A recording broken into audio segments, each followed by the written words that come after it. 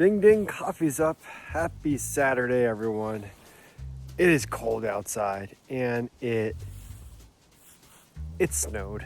And you know, building in the winter has its pluses and minuses. The snow, definitely a minus. But the plus is you don't get mosquitoes, so that has to count for something. I don't know. Let's go check out what's the latest.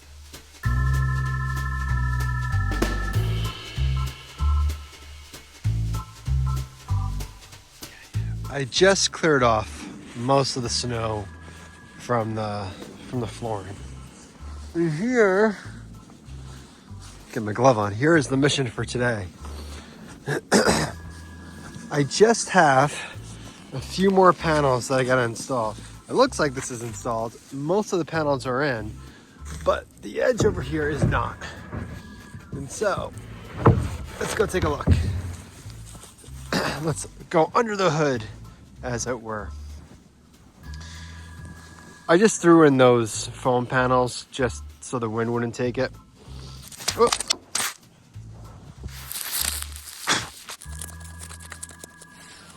All right, well that kind of sucked. So here's what we got going on.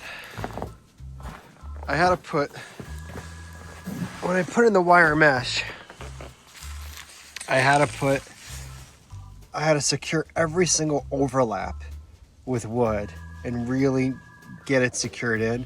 I used a finished nail gun to get those pieces in. And then I had to run a board underneath the structure. I cannot crawl underneath this thing, so I had to really use some unorthodox methods to get that board in.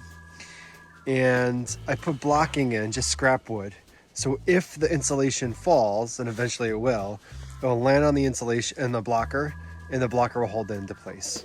And I'm using foam to prevent the mice and vermin from crawling up over the edges here. So you can see I folded and cut every single wire mesh between the joists, folded it in to get it in there. And you might be thinking, well, Brian, aren't joists 16 inches on center? The answer is yes, but they're 8 inches on center in this one section here, because this is where I'm putting the evaporator, and I made it much stronger, and I doubled the span of the size of the evaporator in case I ever wanted to expand or move it around a little bit.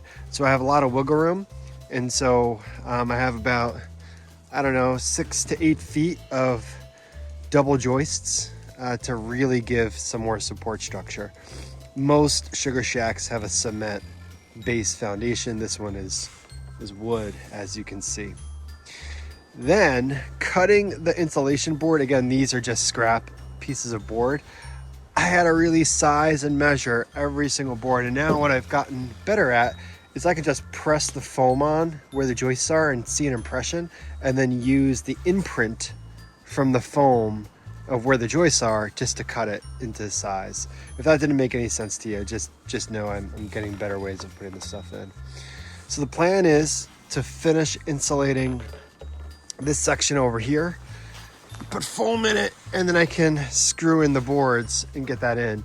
I just have really 2-3 sections that I gotta put in, and I'll be done. And then once that's done, I'll cut. Let's get this in, please.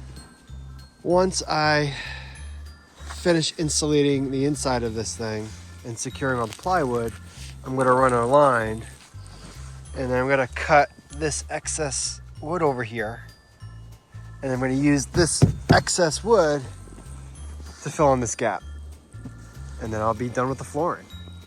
And I have to put 40 something screws into each 4x8 panel to really keep it into place.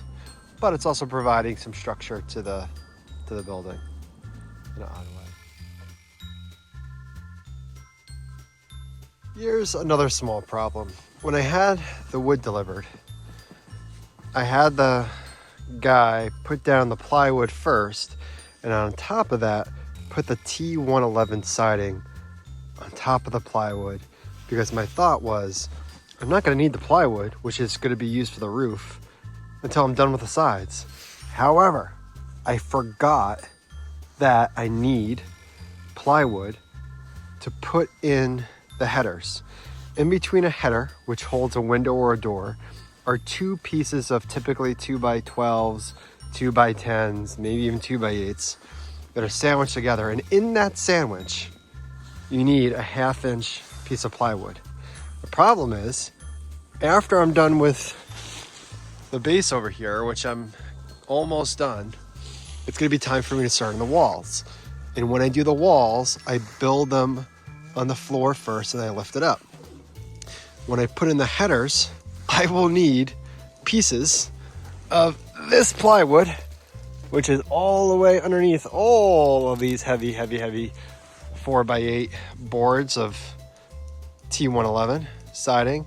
And so I have to take out board by board, move this pile of wood, probably to over there to somewhere, and maybe even down there. Might as well do one move.